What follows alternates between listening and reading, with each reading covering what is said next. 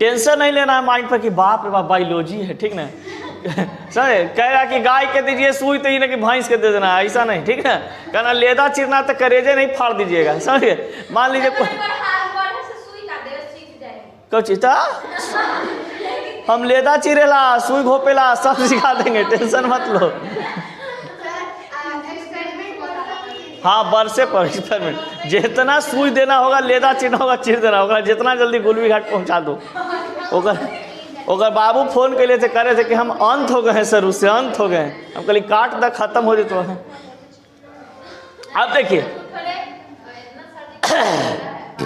Penis में हम लोग कल बात किए थे कुछ, अब पेनिस के बाद कुछ और बातें बच गया था, उसको हम लोग नहीं समझे थे, ठीक ना। जिसमें अभी पहला पॉइंट क्या समझाए थे, लिखवाए हैं कि पेनिस में जो मौजूद है उत्तक इससे इरेक्शन और इंसीमेशन की सहायता करते हैं। देखिए जनरली कहा जाता है क्या चीज कि अगर पेनिस की बात करते हैं यानी कि लिंग की बात करते हैं, तो पुरुष का जो लिंग होता है उसे इंग्लिश में क्या हम लोग बोलते हैं, पेनिस बोलते हैं, ठीक ना। अब पेनिस में एक इरेक्शन आता है, यानी कि देखिएगा कि उसमें कुछ हार्मोन्स मतलब आपके शरीर में तैयार होते हैं उस समय सेक्स के दौरान, जिससे क्या होता है कि लिंग में स्ट्रेंथ आ जाता है, यानी कि वो सीधा खड़ा हो जाता है। इसके पीछे रीजन क्या है कि वो टिश्यू जो उसमें उपस्थित होते हैं लिंग में, वो क्या हो जाते हैं, सक्रिय हो जाते हैं। और लिंग जो होता है वो गुफानुमा होता है, कह सकते हैं उसको हम लोग इस प्रकार से कि वो एक ऐसा पदार्थ, एक ऐसा अंग है शरीर का जिसमें स्पंजी की क्रिया होती है।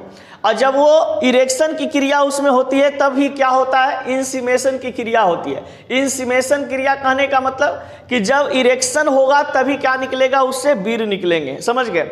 ऐसा नहीं है कि लिंग एकदम मतलब कि शॉर्ट में बैठा हुआ है और उसको तुरंत कहिएगा क्या चीज़ कि वीर को बाहर निकाल दे, तो वैसे वीर बाहर नहीं निकलता है।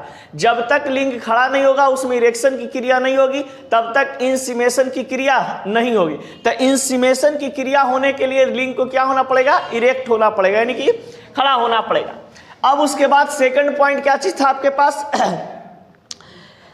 कि मनुष्य का जो लिंग होता है वो 18 से 20 साल तक के उम्र तक बढ़ते हैं, समझ गए। 20 साल के उम्र तक किसी भी लड़का का लिंग क्या होता है, बढ़ सकता है।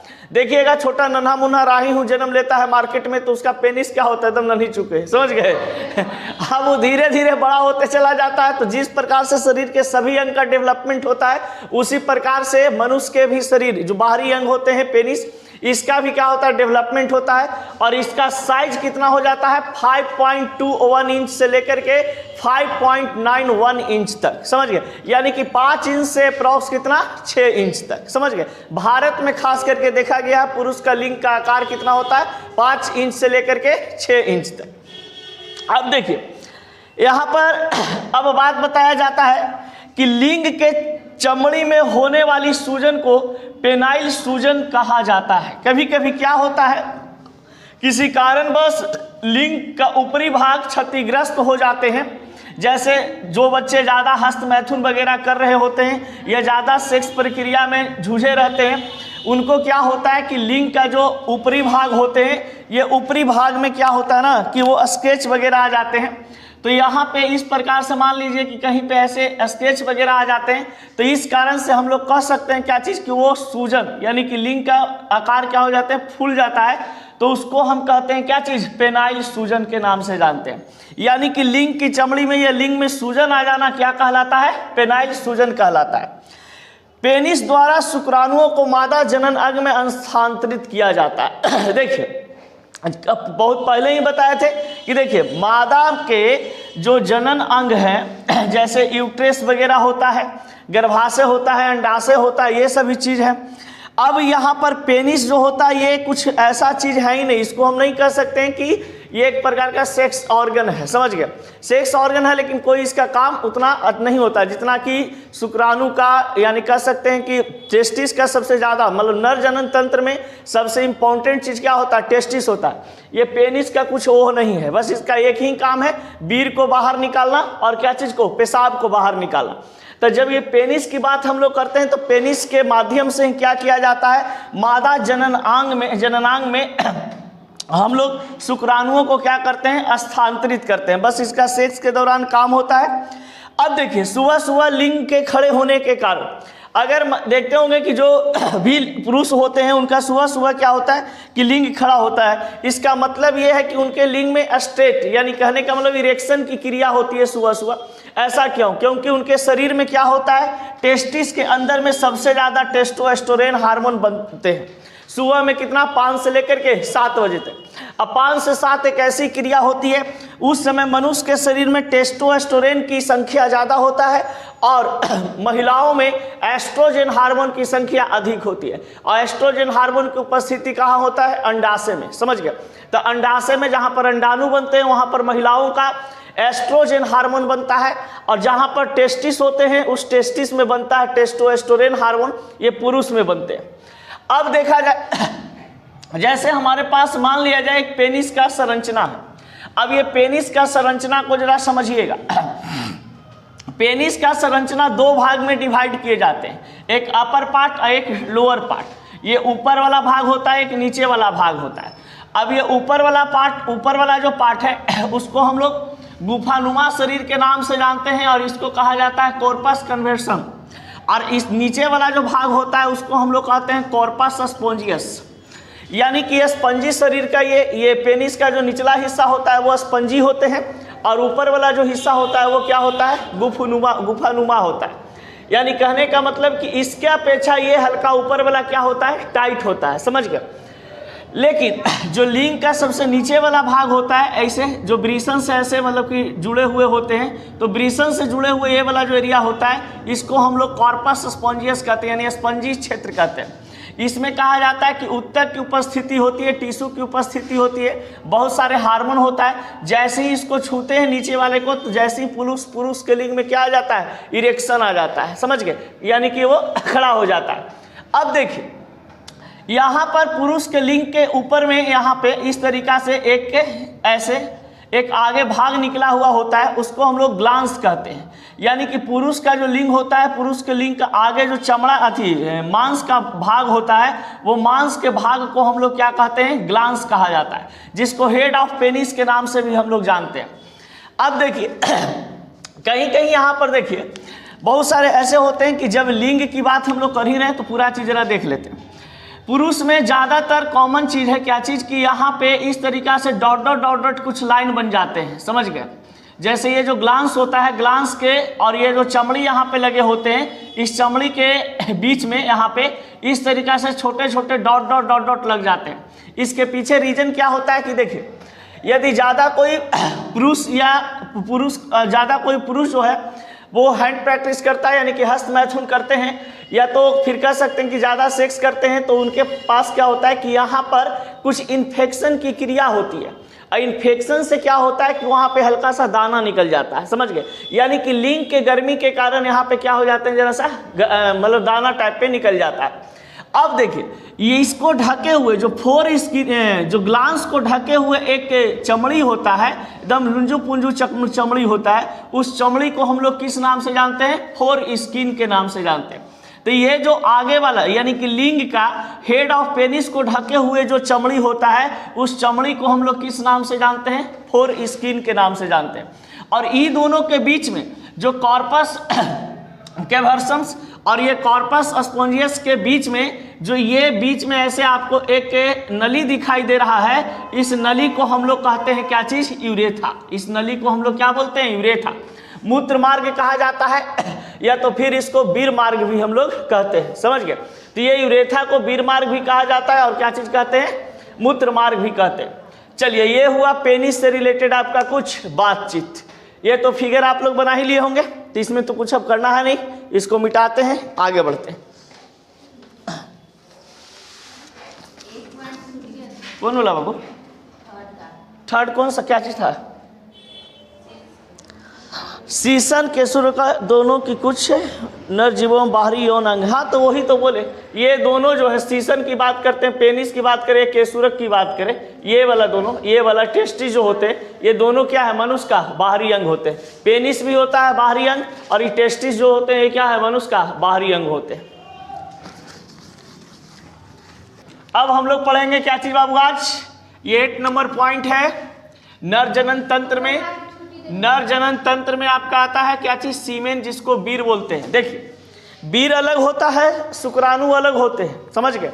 वीर जो होता है पूरा भाग, जो भी कहा जाता है कि पेनिस के माध्यम से टेस्टिस से निकलने वाला और पेनिस के रास्ता से जो भी मतलब कि द्रव निकलता है उसको हम लोग क्या बोलते हैं, वीर बोलते हैं। अब वीर में उपस्थित होता है क्या चीज, तो उसमें उपस्थित होते हैं स्पर्म, समझ गए।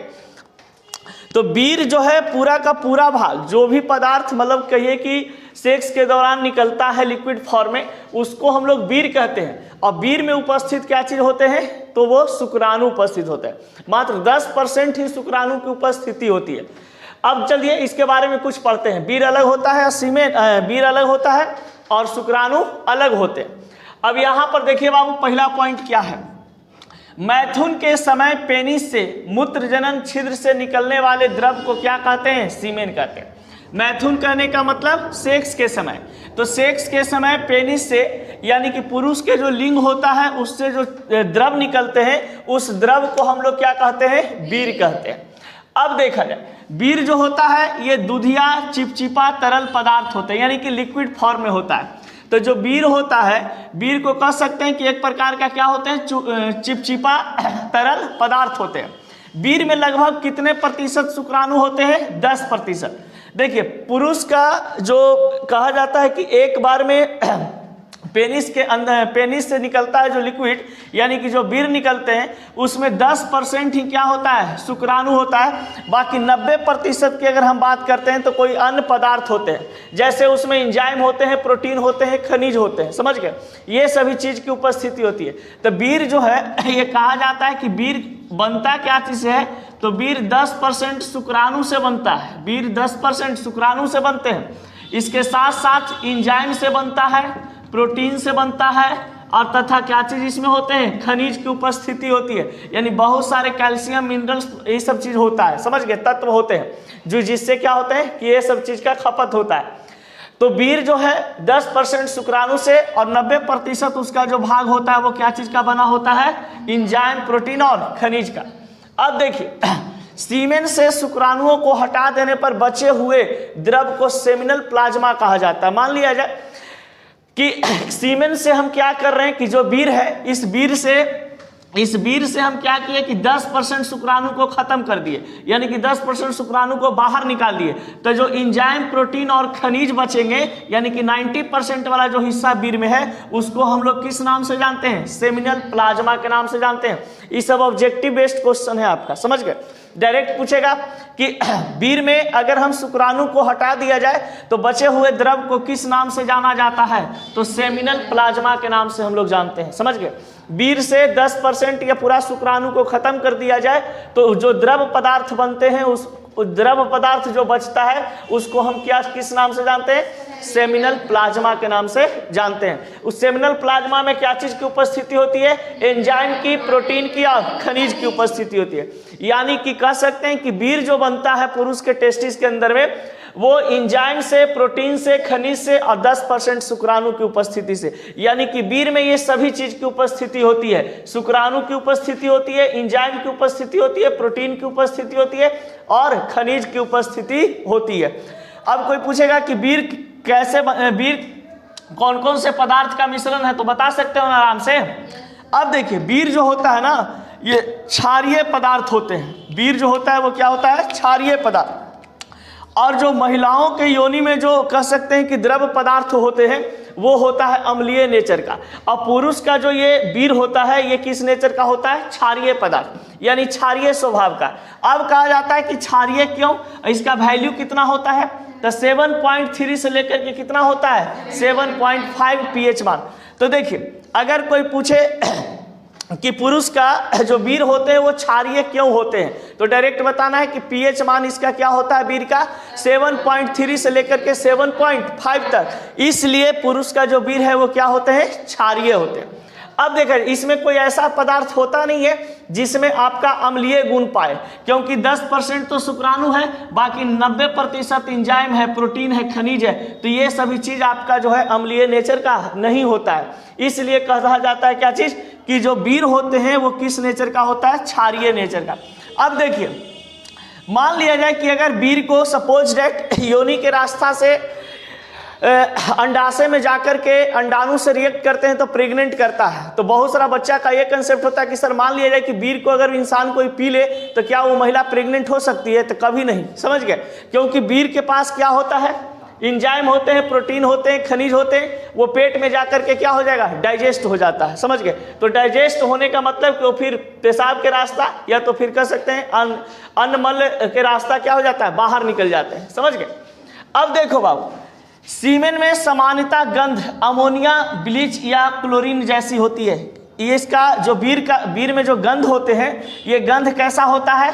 तो अमोनिया की तरह, ब्लीच क्लोरीन की तरह, यानी कह सकते हैं आसानी से कि बीर का जो गंध होता है वो कैसा होता है, अमोनिया के तरह या तो फिर कह सकते हैं क्लोरीन की तरह। तो क्लोरीन गैस की तरह गंध होता है और अमोनिया की तरह। ऑब्जेक्टिव क्वेश्चन यहाँ से भी बन सकता है कि बीर का गंध क्या होते हैं, बीर का गंध क्या कैसा होता है?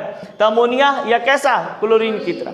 फिर आता है बाबू, बीर में 10% शुक्राणु तथा 90% दूसरा यौगिक जैसे एंजाइम, प्रोटीन, खनिज ये सब की उपस्थिति होते हैं। अभी बताया जस्ट कि बीर में मात्र शुक्राणु कितना प्रतिशत उपस्थित होता है, 10% ही उपस्थित होते हैं, बाकी 90% क्या होता है, प्रोटीन होते हैं, एंजाइम्स होते हैं, खनिज होते हैं और अन्य पदार्थ भी होता है, ठीक ना। अब देखिए, बीर स्खलन के दौरान 5 ml बीर गिरता है।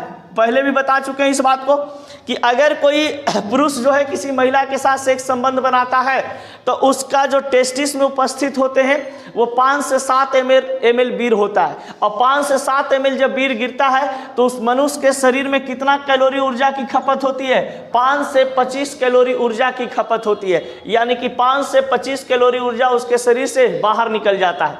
कितना ml बीर गिरने पर, 5 ml बीर गिरने पर। और ये 5 ml अगर बीर गिरता है तभी किसी महिला को वो प्रेग्नेंट कर सकता है, समझ गए? अगर 1 ml 2 ml बीर गिर रहा है तो किसी महिला को प्रेग्नेंट नहीं कर सकता। बीर पूरा का पूरा मतलब 5 ml से 7 ml जो है इसका मतलब एक फॉर्म माना गया है। किसी महिला के अंडाशय में जाने के लिए कितना मात्रा चाहिए उसको, 5 से 7 ml ही बीर चाहिए, समझ गए? उससे अगर कम बीर बनता है किसी पुरुष का तो उसको डॉक्टर से जाकर के मिलना चाहिए, समझ गए? नहीं तो बहुत सारा ऐसे कुछ खाने वाला पदार्थ होता है, प्रोटीन युक्त पदार्थ खाइए, एंजाइम युक्त पदार्थ खाइए, फिर कहा जाता है कि खनिज युक्त पदार्थ खाइए जिससे आपका क्या हो, आपका बीर का संख्या क्या हो, बढ़े, समझ गए? अब देखा जाए, यहाँ पर बात किया जाता है कि बीर स्खलन के दौरान 5 ml बीर गिरता है जिससे 5 से 25 कैलोरी ऊर्जा की खपत होती है। तो जो पुरुष का बीर होता है वो टेस्टिस के अंदर में कितना ml तक बनकर तैयार रहता है, 5 ml से लेकर के 7 ml तक। जब एक बार कोई लड़का हस्तमैथुन करते या सेक्स करे, बीर को बाहर गिराता है तो कितना उसके शरीर में कैलोरी ऊर्जा की खपत होती है, 5 से 25 कैलोरी ऊर्जा की खपत होती है। कोई दिक्कत है यहाँ तक? अभी सीमेन के बारे में और बहुत सारा चीज़ पढ़ना है, इसके बारे में बताएंगे। ये सब ऑब्जेक्टिव टाइप चीज़ है।